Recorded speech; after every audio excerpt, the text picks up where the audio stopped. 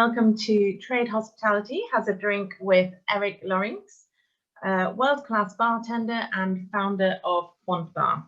Welcome, ERIK. Can you give us a brief intro about yourself and your journey into becoming one of the world's most renowned bartenders? Thank you so much for having me. It's an absolute pleasure. Well, my journey started back in Slovakia, where I'm originally from, and where I decided to become a bartender. However, Slovakia didn't have a bar or cocktail culture at that time, so I was kind of pioneering with the boss, the owner of that first cocktail bar. He opened the first booming of the cocktail bar scene in Slovakia. So he opened the first cocktail bar where I started working. And I stayed there about 3.5 years, and then I seen, okay, I want to explore more, want to learn more, and I realized all the information I was coming across through books or internet was all in English, and my English was very, very bad. So I said, I need to learn English. Best to learn it would be in an English-speaking country, and I decided to come to London. And London was an amazing journey. It's been now 17 years. I'm still telling my mom that my English is bad, so I need to stay here. I need to learn and improve. And I went through various places. I started in a nightclub. I was brushing the floor because obviously my English wasn't good enough to be behind the bar. But then I made my way up. And from that nightclub, I went to a Japanese restaurant where I really developed my passion for Japanese culture, Japanese flavors. So I did a couple of trips to Japan. I've done some trainings in Japan, visited some whiskey distilleries, and then I moved to a hotel bars because I thought I worked in a cocktail bar, worked in a restaurant bar, in a club, but I never worked in a hotel bar. And London is probably still known as one of the best city for a hotel bar. So my first place was at the Sanderson Hotel. That was at the Purple Bar, which was the members bar, only very tiny. And that helped me really bring the Japanese techniques I learned in Japan, because those bars in Japan are very tiny, very small, and you need a bit of a time to do them right. So that was a perfect timing for me there. But then I thought I want to be a part of like very traditional British classic hotel bar, and I just heard that the Connaught Bar was under construction, reopening. So I applied for the role, and I got the role, and I started in July in opening team with Agostino Perrone, and that was amazing 2 years journey where we became great friends, and the bar was just amazing experience for me because I was a part of the opening team. So I really set up the bar as I really wanted with Ago, and that was the best thing I could learn. And then opportunity after the world class, that was 2010 when we won the world class global finals. I've got opportunity to work at the American bar in the Savoy Hotel. So I got the role as a head bartender, and I stayed there 8 years. So 8 years at the Savoy. And that was the time where I started in back of my head planning that, okay, my next, it won't be for another bar, but next will be my bar. So when I leave Savoy, I really like to open my own bar. And that's where I met Murad Mazuz, who is the founder of Sketch and also Momo Restaurant, which is just above us. And he showed me the place downstairs that used to be the Kemia bar and Black Dice, and had a different concept there. And he was willing to remodel it and enter into a partnership with me. And I told him what my idea is behind Quaint is that I really want to create amazing cocktail bar rather than a club here, something which really changed perception of the place, because the place was always known as a big party place, dancing DJ, and I said no, I wanted to run it in a way as I feel, and that's something more sophisticated than that. So no DJ, maybe live music, so I've got a piano there, and make it really my dream come true. Amazing. And And it really has been a dream come true. So Quaint won an award for one of the world's best bars last year, didn't it? So to go from there in 2020 to a year of COVID and Brexit, what are your predictions for the bar world in the next few months?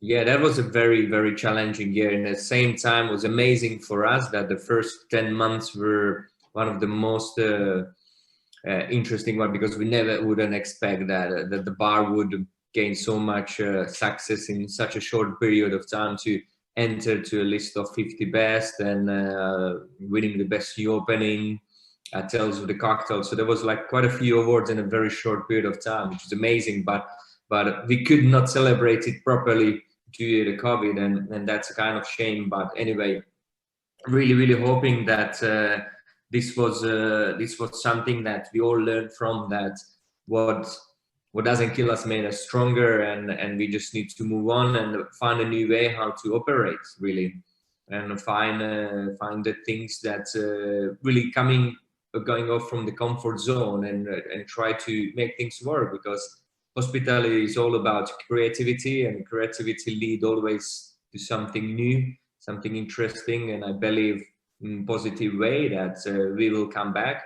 It will take a time. Obviously, it's been now years since we are not enjoying our life as used to, but it looks like there is a good sign at the end of the tunnel, that we could go back and do it even better, because I think this COVID situation made us thinking about things which we probably never thought, really, and for us was just a normal thing, normal way of living our life. And right now we are probably more conscious of things that before we haven't really think about. So I think this is a good learning curve, and should make us stronger and come back.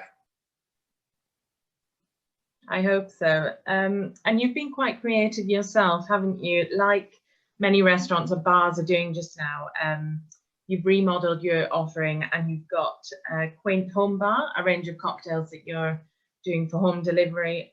What's been the kind of inspiration behind this?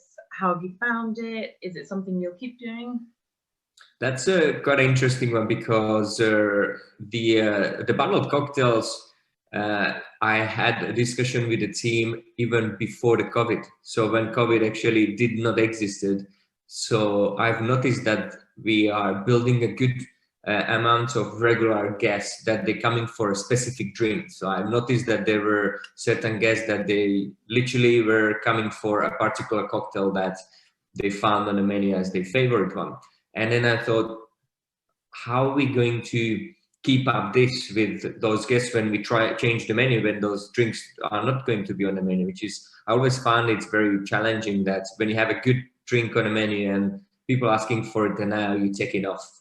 What would you do? Would you be able to replace it by a better drink, and would that guest would be happier with a better drink? So I thought what we can do is those top favorite ones, which are very popular ones, and we can store them, or like put them in a bottle. So let's bottle them, and if someone come back and we will have our new menu, we will still be able to offering them those drinks in a bottled version. And then what happened? COVID came, and all of a sudden, right, guys, now even we want or not, that's the only one way to keep that thing going. And the idea was just turn into reality, really. So obviously the whole menu went off because we couldn't open the bar, couldn't operate. So I just started picking up those most popular drinks which were suitable for bottled versions, and then started bottling them. And along those lines, obviously started still experimenting, and start bringing up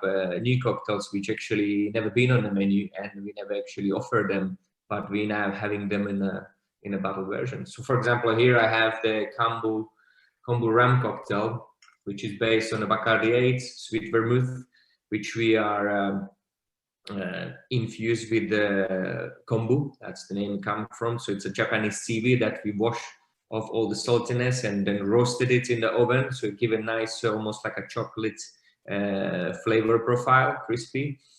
And adding a bit of Pedro Jimenez sherry and nutmeg. nutmeg aroma, and that's a perfectly suitable bottle cocktail that you can sip at home, which I'm doing right now. Enjoy. Cheers. So yes, you've got your own kind of unique style, which is great. And I think these at-home cocktails are here to stay. Do you think there's any other kind of trends that are going to emerge in 2021 in the drinks or bar industry? I think that's really a big trend already, because every bar who can started doing it, and I think it's kind of becoming an additional offering that if you have the off license that you can take it away, would be a perfect way to finish your night. Like, okay, it's the last call, I have to finish my drink, but instead of ordering quickly another drink and just drink it in 2 minutes, I just take a bottle cocktail and I can enjoy it at home without being rushed and sent out. So I think that's how I can see, that's how I'm planning to do this, that we will have these cocktails, like a core range of bottled cocktails that will be available at Queen, that if you feel like, okay, it's you feel like the night is still young, but unfortunately we have to close the bar, you're more than welcome to take a bottle with you home. Sounds good, especially if there's another 10 p.m. curfew. Oh yeah, hopefully that's not gonna be the case. Hopefully. Okay, great. And you have won so many awards, including things like Condé Nast Bartender of the Year, Evening Standard's 1000 Most Influential People. What advice would you give to up-and-coming bartenders now, especially through these challenging times? I think the most important thing here is to focus on if you want to be like a professional bartender and you're seeing this as your career, don't look at those awards like, I want to be the best bartender, winning the world's class or winning Bacardi Legacy or Tales of the Cocktails Bartender of International Bartender or so on. Don't look at that. You just look into how do you want to do your work the best, and just focus on it. And it's require lots of hard work, lots of time spent at the bar, and studying and doing your self-development by reading books and try your way of interest, because the bar today has so much opportunities in different aspects that you can focus on, whether you want to be a bartender, master herbalist, that you will be focusing on herbs, so you need to study those herbs, or you want to focusing on fermenting, then you need to learn about those fermenting, or redistilling, then you need to learn about those distilling. And there are books about everything what I mentioned, and it's just all about dedicating your time into it. And then once you do that, the cherry, which is the award that comes with it, rather than just focusing on, oh, I want to be the best partner because I want to win the competition. That's not how does it work. It wasn't working in my case. Like those few awards which I won, I never had it in my mind that, okay, I'm just doing it because I want to win the award. That doesn't help me to be a better bartender. For me, it was just like, I really love what I'm doing. I've been doing it now over 18, 19 years, and I'm still enjoying it as was it the year one.